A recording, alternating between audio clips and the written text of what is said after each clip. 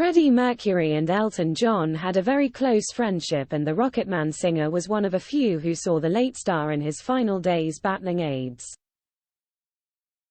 In his recent autobiography Me, Sir Elton described the devastation of seeing his dear friend dying.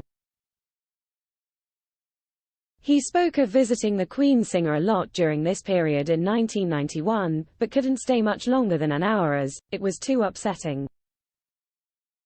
Despite everything Freddie was going through, Sir Elton recalled how the Queen singer still had the strength to entertain his guests at Garden Lodge.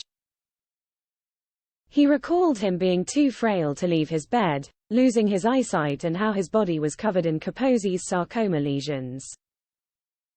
Nevertheless, he was still very much Freddie, gossiping away, and being completely outrageous.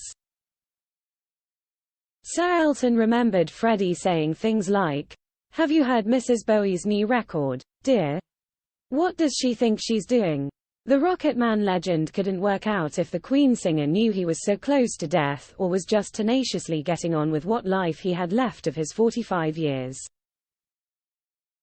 Freddie also spent his final days purchasing sweet Christmas presents with notes to be delivered after he died, a surprise that left Sir Elton in tears. He was sent a painting by Henry Scott Tuke, one of his favorite artists, that arrived on Christmas Day while he was still grieving. The artwork had been wrapped in a pillowcase with a touching note referencing his and Freddie's affectionate drag nicknames for each other. It read, "Dear Sharon, I thought you'd like this. Love, Melina. Happy Christmas."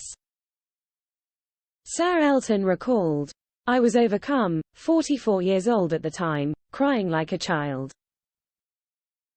Here was this beautiful man, dying from AIDS, and in his final days, he had somehow managed to find me a lovely Christmas present."